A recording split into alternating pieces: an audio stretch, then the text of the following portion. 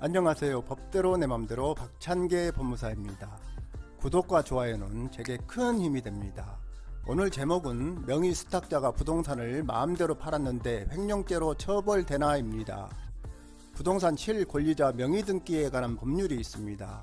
즉 부동산 실명법인데요. 이 법은 부동산 소유권과 그 밖의 물건을 실체적 권리관계와 일치하도록 실권리자 명의로 등기하게 함으로써 부동산 등기 제도를 악용한 투기, 탈세, 탈법 행위를 방지하고 부동산 거래의 정상화와 부동산 가격의 안정을 도모하여 국민 경제의 건전한 발전에 이바지함을 목적으로 하고 있습니다.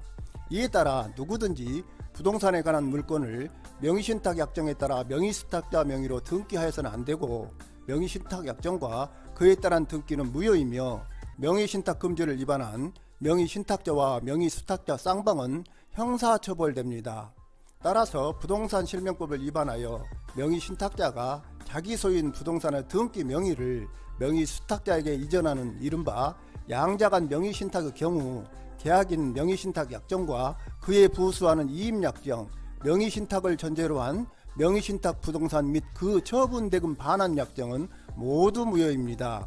다만 조세포탈이나 강제집행 면탈 등의 목적이 아닌 종중과 대표자 간의 명의신탁, 부부 간의 명의신탁, 종교단체와 산하조직 간의 명의신탁은 허용됩니다. 여기에서 양자간 명의신탁에 의한 명의수탁자가 자신 명의로 신탁된 부동산을 임의로 팔고, 즉 처분한 후 매매대금을 명의신탁자에게 주지 않고 가져버렸다면 횡령죄로 처벌할 수 있는지 문제됩니다. 나 수탁씨는 김수탁씨로부터 2013년 내 소유인 아파트를 명의신탁받아 보관해달라는 부탁을 받고 2014년 김씨의 아파트를 자신의 명의로 소유권 이전 등기했습니다. 그 후 나 수탁씨는 2015년 이 아파트를 김 3자씨에게 팔고 소유권 이전 등기를 마쳐줬습니다. 아파트를 잃고 매매대금마저 받지 못한 김씨의 고소에 따라 나씨는 횡령죄로 기소되었습니다. 이 재판에서 부동산 실명법을 위반한 양자간 명의신탁에서 명의수탁자가 신탁 부동산을 임의로 처분한 경우 횡령죄가 성립하는지가 쟁점이었습니다.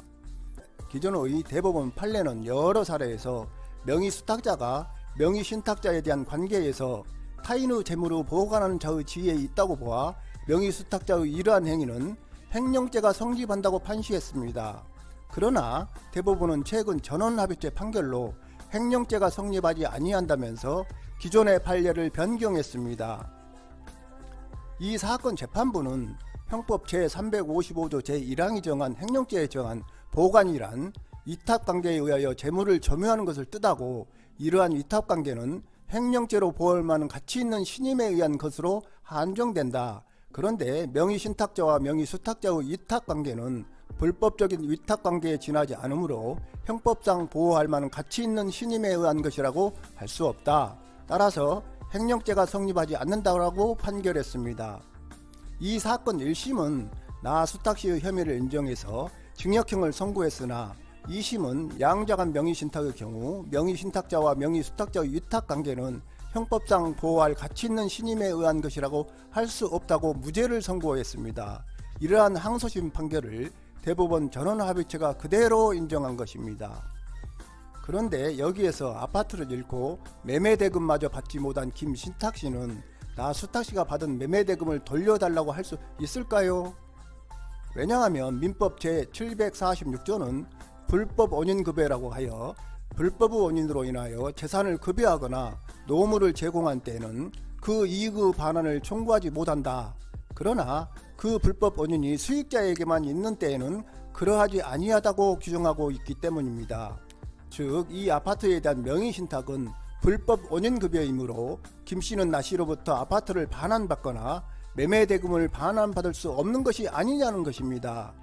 이와 관련하여 대법원은 뇌물 제공 목적의 금전교부 또는 성매매 관련 선불금 지급과 같이 불법 원인급여에 해당하는 전형적인 사례에서는 급여자의 급부가 선량한 풍습 그 밖의 사회질서에 반하여 그 반환 청구를 거부해야 한다는 데에 우리 사회 구성은 모두가 인식을 같이 하고 있다. 이러한 경우에는 법원이 그 반환 청구를 받아들이지 않는 것이 관련 법규범의 목적에 부합한다. 그러나 명의신탁을 형사처벌하거나 명의신탁자에게 과징금을 부과하는 등 법률 규정에 따라 제재하는 것을 넘어 부동산 실명법에서 명의신탁을 금지하고 있다는 이유만으로 명의신탁자로부터 부동산에 관한 권리까지 박탈하는 것은 일반 국민의 법감정에 맞지 않는다고 판시했습니다. 이에 따르면 김 신탁씨는 나 씨를 상대로 손해배상 청구 또는 부당이득 반환 청구를 하여 아파트 매매대금을 반환받을 수 있다고 할 것입니다. 오늘은 여기까지입니다. 감사합니다.